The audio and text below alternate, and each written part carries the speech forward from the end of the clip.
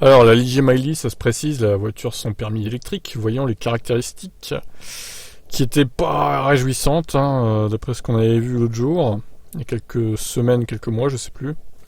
Donc elle sera entièrement dévoilée au printemps 2023, mais il y aurait 3 tailles de batterie. Alors la première, 4,14 kWh, ce qui est juste ridicule, on va pas se mentir.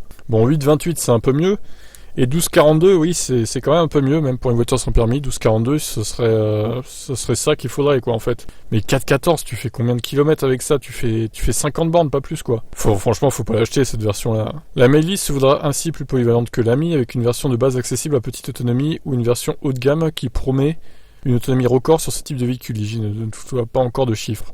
On parle de 150 km avec la version long range. Le moteur sera fourni par Valeo. Toutes les versions resteront dans la catégorie sans permis, donc 45 km/h vitesse maxi. L'autre différence avec la Citroën Ami, ce sera la présentation et l'équipement. La Miley aura la silhouette d'une petite voiture semblable à celle des équivalents thermiques de la gamme et proposera selon les versions des équipements modernes. Climatisation, écran tactile 10 pouces, siège conducteur chauffant. En fait, la Miley se placera à mi-chemin entre la proposition très dépouillée de l'Ami et une Dacia Spring.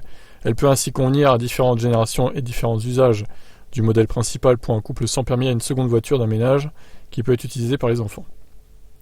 Ce positionnement entre Ami et Spring se retrouve dans les prix. Ligier annonce déjà une gamme variant de 12 499 à 18 800 euros. Oh les prix, mon dieu! Attends, 12 500 euros pour une version à 4 kWh? Non mais ils se foutent de la gueule du monde là. Et le bonus, bon, 900 euros, ça fait baisser le prix à 11 500, à même 11 600 même au final. Super, ça reste hyper cher quoi. Bon, passez votre chemin honnêtement.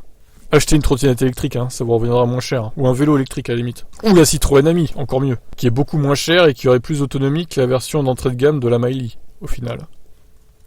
Bref, c'est décevant de la part de Ligier. Qu'est-ce que vous en pensez ?